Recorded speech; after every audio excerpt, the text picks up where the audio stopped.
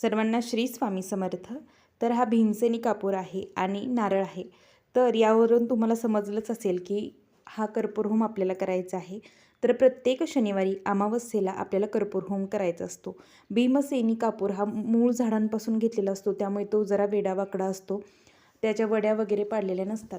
तर आपल्याला काय करायचं आहे, प्रत्येक शनिवारी सायंकाळी एक नारळ घ्यायचा, त्यावर पिवळी मोहरी ठेवायची व 6-7 कापूर वड्या तुम्हाला साधारणतः लागतील. तुमचं घर किती मोठं आहे त्यावर त्या कापूर वड्या लागतील. आपल्या घरात तुम्ही कोणत्याही कोपऱ्यापासून सुरुवात करा. कानाकोपऱ्यात जास्त हा कर्पूर होम तुम्हाला फिरवायचा आहे. मुख्य दरवाजाच्या आतून, बाहेरून, घराच्या कानाकोपऱ्यात, प्रत्येक कानाकोपऱ्यात, किचन, किचन, बेडरूम व हॉल, तुमच्या किती रूम आहेत त्या प्रत्येक रूममध्ये तुम्हाला फिरवायचं आहे. आता माझ्या हातून आत्ता कापूर खाली थोडासा पडला, कारण की माझ्या एका हातात फोन आहे व एका हातात मी नारळ धरलेला आहे. त्यामुळे मला थोडंसं अवघडल्यागत व्हिडिओ करायला होत होतं, पण पर्याय नाही. माझ्याकडे स्टँड वगैरे काही अवेलेबल नाही आणि घरात दुसरं कोणीही नव्हतं करायला मोबाईल पकडण्यासाठी.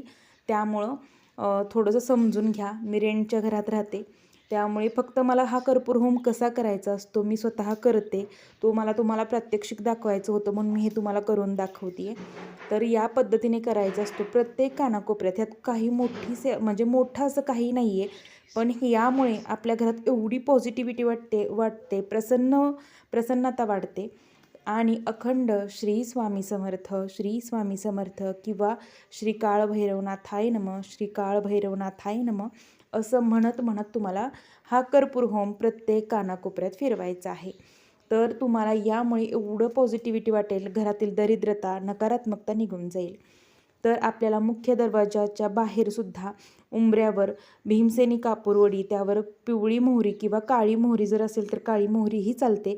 पिवळी मोहरी, काळी मोहरी उंबरट्याच्या बाहेर आपल्याला दर शनिवारी जाळायची आहे.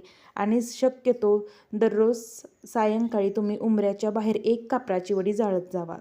जेव्हा आपण सायंकाळी दिवे लागणीच्या वेळेस दिवा लावतो त्यावेळेस हा कर्पूर होम दररोज केला तरीही चालतो. आणि दर शनिवारी तर आवर्जून करा, प्रत्येक अमावस्येला करावा. जे भाड्याच्या घरात राहतात, म्हणजे रेंटने, आता मीही रेंटने राहते, कर्पूर होम करायला काहीही अडचण नाही, कारण की आपण त्या वास्तूत राहतो, म्हणून त्या वास्तूतली नकारात्मकता कमी व्हावी म्हणून हा स्वामी समर्थांचं, काळभैरवनाथांचं नाव घेत आपल्याला प्रसन्न होण्यासाठी आपण हा कर्पूर होम करत आहे. उलटून हे पॉझिटिव्हिटी वाढवण्याचं काम करतं. फक्त आपण जेव्हा अमावस्येला वगैरे घरावरून उतारा करतो, तो शक्यतो रेंटच्या घरात राहणाऱ्यांनी करू नये, कारण की स्वतःच्या घरात करावा. दुसऱ्याच्या घरावरून उतारा करून आपण टाकू नये, कारण की ती आपली वस्तू नसते. त्यामुळं प्रत्येक घरातील कानाकोपऱ्यात तुम्हाला हा नारळ फिरवायचा आहे. हा जेव्हा तुम्हाला मासिक धर्म असेल तेव्हा तुम्ही ही सेवा करू शकत नाही, इतर वेळेस करू शकता, दररोजसुद्धा करू शकता आणि शनिवारी अमावस्येला करू शकता. हा श्रीफळ तुम्हाला जेव्हा तडा जाईल तेव्हा नदीमध्ये प्रवाहित करायचा आहे. हा घरात खायचा नाही आणि तुम्ही नवीन कधीही बदलू शकता. तुम्हाला जरी नाही खराब झाला आणि इच्छा झाली की दुसरा घ्यायचा आहे तर दुसराही तुम्ही घेऊ शकता. आणि देवारा सोडून, म्हणजे देवाचं जिथं आपला देवारा आहे तर तिथे तुम्हाला हा नारळ ठेवायचा नाही. दुसरीकडे तुम्ही कुठेही ठेवू शकता. मासिक धर्मात आपला तिथे हात लागणार नाही अशा ठिकाणी तुम्ही कुठेही ठेवू शकता. आणि हा श्रीफळ खायचा नाही, नदीमध्ये निर्माल्यात टाकून द्यायचा, प्रवाहित करायचा आणि नवीन घ्यायचा. दर शनिवारी अमावस्येला ही सेवा करून पहा. खूप सुंदर या सेवेने अनुभव येतात. घरातील दरिद्रता, नकारात्मकता निघून जाते.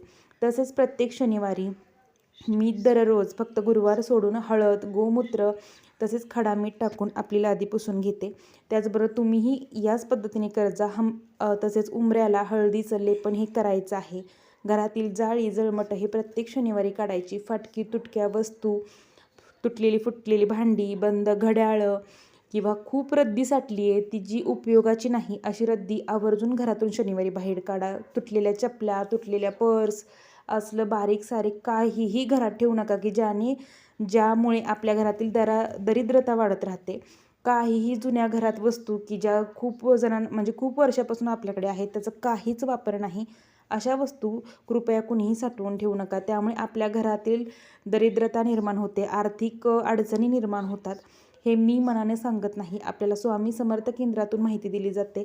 स्वतः गुरुमाऊली म्हणतात की दरिद्रता पहिली घरातील बाहेर काढा, तेव्हाच माता लक्ष्मी आपल्या घरात प्रवेश करेल. त्यामुळे दर शनिवारी दर अमावस्येला कर्पूर होम हा घरात झालाच पाहिजे. प्रत्येक महिलेला माझी कळकळीची विनंती आहे. तुम्ही खूप स्वामींची सेवा करता, कोणतीही सेवा करता, पण त्या सेवेला घरात आपल्या पॉझिटिव्हिटी असेल, प्रसन्नता वाटत असेल, तरच उत्साह निर्माण होतो. त्यामुळे प्रत्येक शुभ कार्य करण्यासाठी किंवा सेवा करण्यासाठी सुद्धा आपल्याला पॉझिटिव्हिटीची खूप गरज असते. तर महाराजांच्या सेवेत असाल तर आवर्जून कर्पूर होम करा किंवा नसाल तरीही करा. तरी छोटीशी माहिती सर्वांसोबत शेअर करावीशी वाटली. तर झालेली सेवा महाराजांचरणी रुजू करते.